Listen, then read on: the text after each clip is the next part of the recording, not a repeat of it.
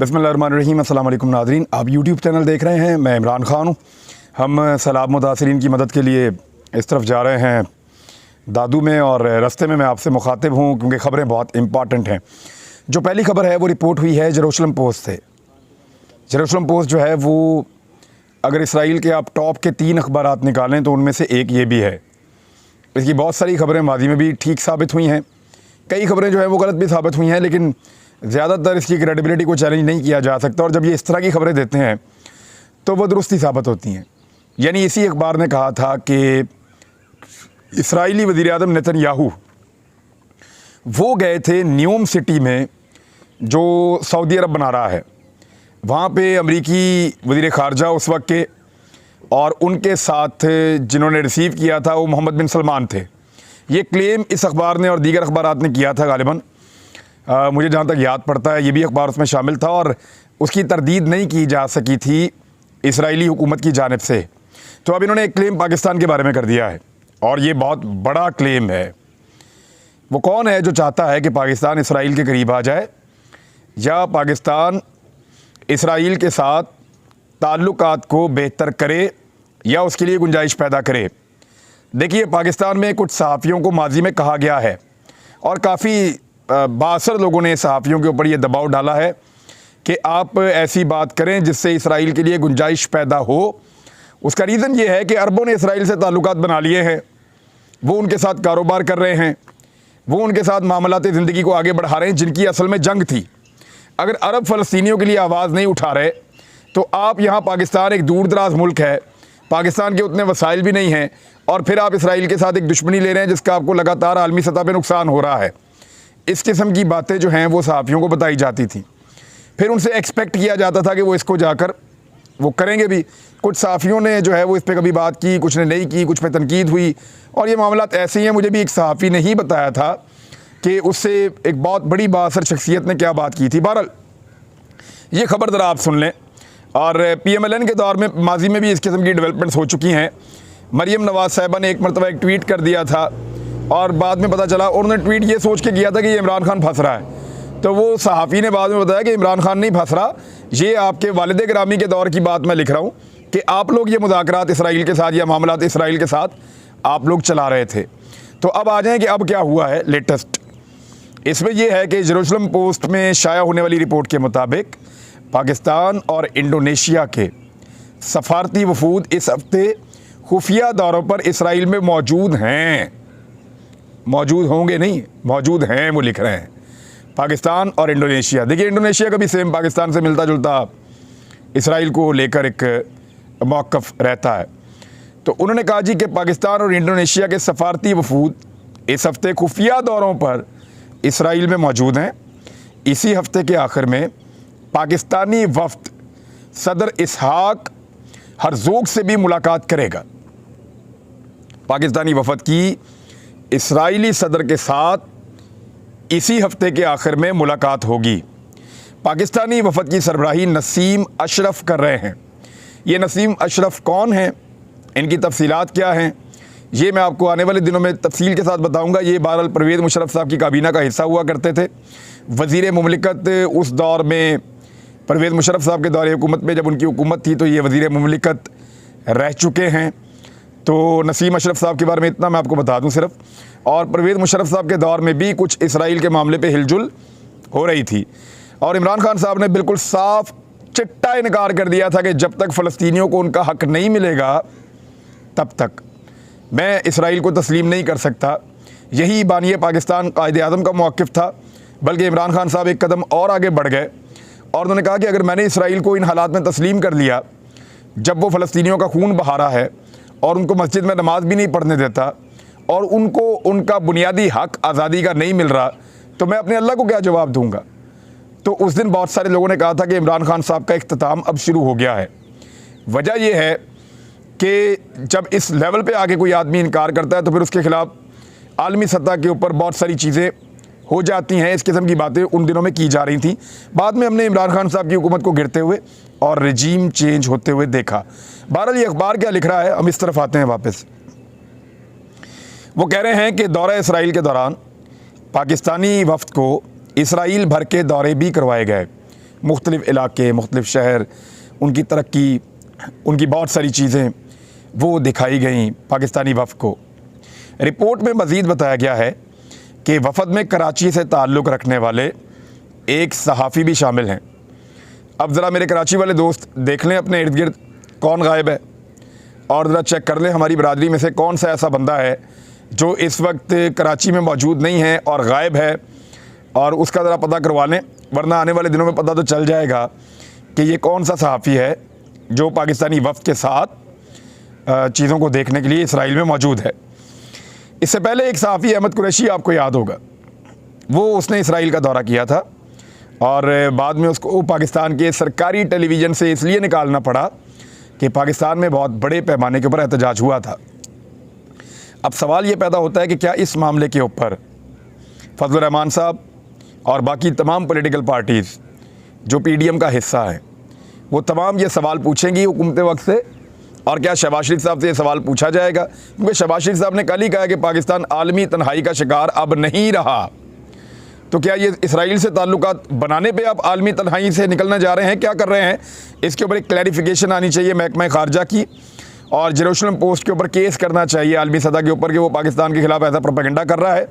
नहीं करते तो आपको लग पता जाएगा। बहरहाल देखिए, इस मामले में मैं कोई स्टेटमेंट नहीं दे रहा, लेकिन मैं आपको ये कह रहा हूँ कि पाकिस्तान का एक मौक़िफ़ रहा हमेशा से, वो ये कि फ़लस्तीनियों को उनका हक़ मिल जाए।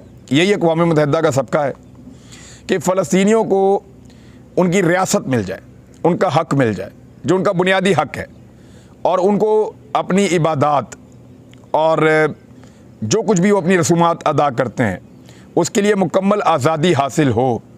तो फिर तो इसराइल से कोई प्रॉब्लम नहीं है। दुनिया भर के मुल्कों से हमने जो गैर मुस्लिम ममालिक हैं उनसे ताल्लुकात हैं और रहते हैं और रहने चाहिए, लेकिन प्रॉब्लम यह है कि फ़लस्तीनियों को उनका राइट नहीं मिलता और वो मिलना चाहिए। यही पाकिस्तान की डिमांड है शुरू से।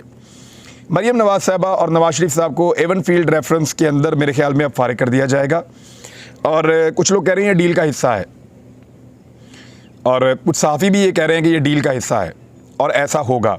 मरीम नवाज़ साहबा को उनका पासपोर्ट भी वापस मिलेगा, उनका केस भी ख़त्म हो जाएगा, क्योंकि नैब अब किसके कंट्रोल में है? हुकूमत के। नैब का चेयरमैन कौन है? हुकूमत को पता है। सारा कुछ किसके कंट्रोल में? हुकूमत जानती है। और नैब ने अब केस लड़ना है, सारी दुनिया जानती है कि उन्होंने नहीं लड़ना, लिहाजा अब किसी भी अदालती सवाल का तसल्ली बख्श जवाब नैब नहीं देगा और गुंजाइश पैदा करेगा कि मरीम नवाज़ और नवाज़ शरीफ जो हैं वो बाइज़्ज़त बरी हों उन केसों के अंदर जिनके अंदर उनको सज़ाएँ हो चुकी हैं। अब कुछ सवालात मैं आपके सामने रख देता हूँ। नंबर एक ये है कि अदालत ने हदायत की कि नैब बताए कि अपार्टमेंट ख़रीदने के लिए अदायगी नवाज़ शरीफ ने की। नंबर दो, नवाज़ शरीफ का कंपनियों के साथ ताल्लुक़ साबित करें। नंबर तीन, कंपनियों का फ़्लैट के साथ ताल्लुक़ साबित करें। नंबर चार, फ़्लैट्स 1993 में ख़रीदना साबित करें। फिर इसके बाद फिर मरीम नवाज़ का फ़्लैट से ताल्लुक़ साबित करें। यानी ये आसान तरीन ज़बान में सवालात पूछे गए हैं। इन सवालात को नैब कभी साबित नहीं कर सकता तब तक जब तक कि नैब का जो तरमीम शुदा नया कानून है वो लागू है। वजह क्या है? नैब के नए कानून के मुताबिक जो वज़न है सारा का सारा सबूत प्रोवाइड करने का वो नैब पे आ गया। अब नैब को देना पड़ेगा। इससे पहले और अब कानून में फ़र्क क्या है मैं आपको बता देता हूँ। टेक्निकली मरीम नवाज़ और नवाज़ शरीफ को बचा लिया गया है, इसमें अदालत का कोई कसूर नहीं है, नैब का कोई कसूर नहीं है, कानून ही बदल दिया गया है। मिसाल देता हूँ आपको मैं, मिसाल के तौर पे मेरे पास बहुत आसान मिसाल देता हूँ। मेरे पास ये लैपटॉप है, ये मेरी हैसियत से ज़्यादा महंगा है, तो नैब पूछेगा आपका है, मैं कहूँगा जी मेरा है। वो कहेगा जी कहाँ से लिया, पैसे कहाँ से आए। पहले कानून ये था कि मैंने बताना है कि मेरे पास पैसे कहाँ से आए कि मैंने ये ले लिया है, क्योंकि ये मेरी हैसियत से ज़्यादा का है। अब मैंने ले लिया है, उन्होंने पूछा आपका है, उन्होंने सिर्फ इतना साबित करना है कि ये मेरा है, साबित सिर्फ इतना करना है कि मेरा है। उसके बाद मैंने साबित करना है कि मैंने इसको लिया कहाँ से है। इसी तरह अब ये कानून ये कहता है कि पहले नैब ने ये साबित करना है कि ये मेरा है, और उसके बाद नैब ने साबित करना है कि मैंने ये कहाँ से लिया है।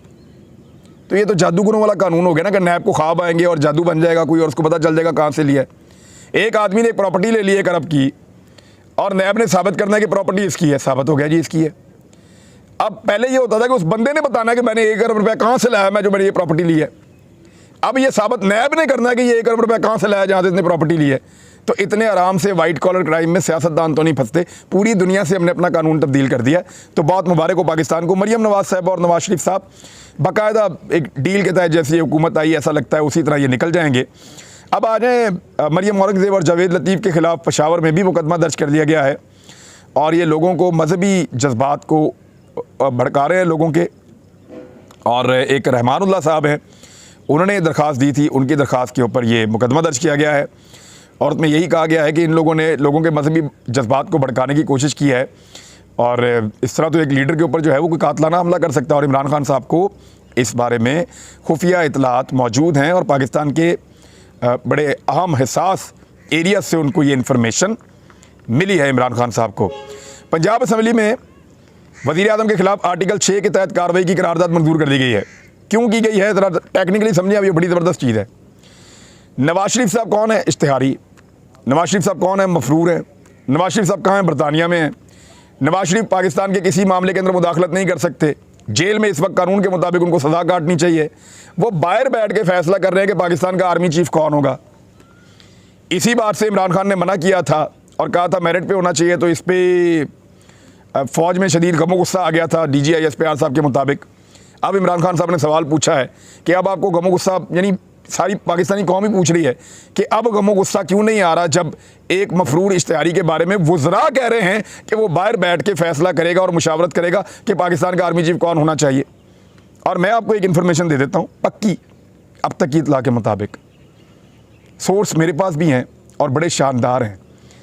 अभी तक PMLN वाले यही पता करवाना चाहते हैं कि सोर्स कौन है, इनको कभी भी पता नहीं चलेगा इंशाल्लाह। नवाज शरीफ साहब ने साफ इनकार कर दिया है शहबाज शरीफ साहब को कि जनरल कमर जावेद बाजवा साहब को एक्सटेंशन नहीं देनी। ये जो प्लान एक्सटेंशन का एक मौजूद था उसमें साफ इनकार हो गया है कि नवाज शरीफ साहब इसके ऊपर राज़ी नहीं हैं, ना लंदन की PMLN इसके ऊपर राज़ी है। मुस्लिम लीग नून का जो लंदन वाला पूरा पोर्शन है मरियम को मिला के, ये लोग इस बात पे खुश नहीं हैं कि जनरल कमर जावेद बाजवा साहब को एक्सटेंशन दी जाए। और शाहिद खाकान अब्बासी साहब थोड़े दिन पहले इसकी मुखालफत कर भी चुके हैं। तो बहरहाल ये खबर आप महफूज रखें कि मियाँ साहब नहीं चाहते, अब शहबाज शरीफ साहब कोई अपनी मर्ज़ी करना चाहते हैं या मनाने की कोशिश करें तो अलग बात है। लेकिन शेख रशीद की खबर है कि लंदन वालों ने बात नहीं सुनी शहबाज शरीफ की और उनकी बात मानी भी नहीं।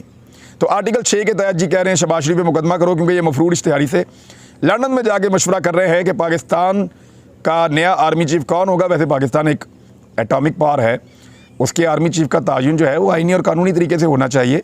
ऐसे लोग जो इश्तिहारी हों, मफरूर हों, उनको कोई हक नहीं है कि वो इस किस्म के अहम फैसले करें। मरियम नवाज़ साहबा ने कहा है कि इमरान खान में हिम्मत है तो धमकाने वालों के नाम लें, ये X और Y क्या होता है। इमरान खान साहब जिनसे मुखातिब है ना मरियम नवाज़ साहबा, वो बहुत सियाने हैं। ये जो लोग हैं ना पाकिस्तान की मिडिल क्लास, ये बड़े तगड़े हैं, ये ज़हनी तौर पे बड़े मिच्योर हैं। इनको पता है X क्या है, Y क्या है, Z क्या है, ये सबको जानते हैं और इनको बहुत सारा कुछ बताने की ज़रूरत नहीं होती। इनको एक इशारा चाहिए होता है और ये सब समझ जाते हैं। मे बी आप ऐसे लोगों से मुखातिब होती हो जहाँ पे बहुत कुछ बताने की ज़रूरत पड़ती हो, या हो सकता है आपको ये समझने में थोड़ी दिक्कत आ रही हो मरियम नवाज़ साहबा। लेकिन पाकिस्तानी एक एक बंदा और बच्चा बच्चा जानता है जिनको इमरान खान साहब एड्रेस कर रहे हैं। वो बेवकूफ़ नहीं है जो उठ के इतनी बड़ी तादाद में जलसों में आ जाते हैं। वो बेवकूफ़ नहीं है जो इतनी बड़ी तादाद के अंदर इकट्ठे हो जाते हैं। उनको पता है कि किसके बारे में इमरान खान बात कर रहे हैं और वो उसके ऊपर रिस्पॉन्ड भी करते हैं।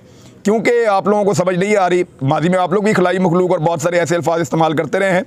लेकिन चले, अब ये उकसाने का एक तरीका होता है कि मामला इनका और ज़्यादा बिगड़े। तो इमरान खान साहब को इस बात की मेरे ख्याल में अब फिक्र नहीं है। वो बार बार धोखा खाने के बाद इस नतीजे पर पहुँचे हैं कि इलेक्शन उनको दिया नहीं जाएगा, उनको या अवाम को इलेक्शन पाकिस्तान में छीनना पड़ेगा। मैंने उनसे कहा था कि ये सैलाब आया हुआ है, खान साहब कैसे आप करेंगे? उन्होंने कहा सैलाब में डूब रहे हैं 3 करोड़ लोग, महंगाई के सैलाब के अंदर डूब रहे हैं पाकिस्तान के 19 करोड़ लोग और उनका सबका बच्चों का मुस्तकबिल ख़राब हो गया है। लोग मेरी तरफ देख रहे हैं और बहुत दबाव डाल रहे हैं। मैं कैसे पीछे रह सकता हूँ? मैं कैसे लोगों को इस वक्त अकेला छोड़ सकता हूँ? लोगों की एक्सपेक्टेशंस बहुत ज़्यादा हैं हमारे से, तो हमें हर हाल में लोगों को उनका हक लेकर देना है।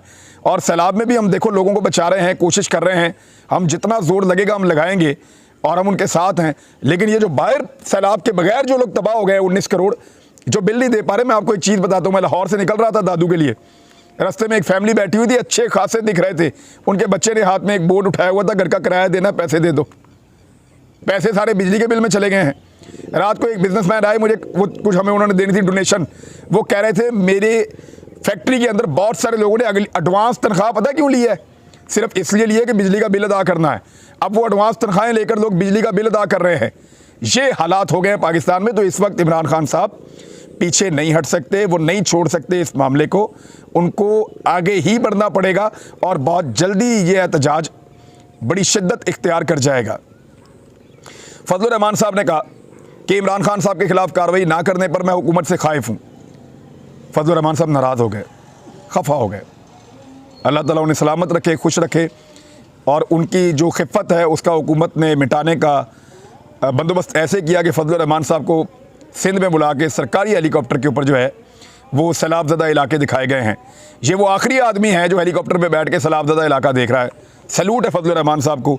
जब पूरा सिंध डूब रहा था तब फजलुर रहमान साहब गायब थे और अब पता नहीं किस हैसियत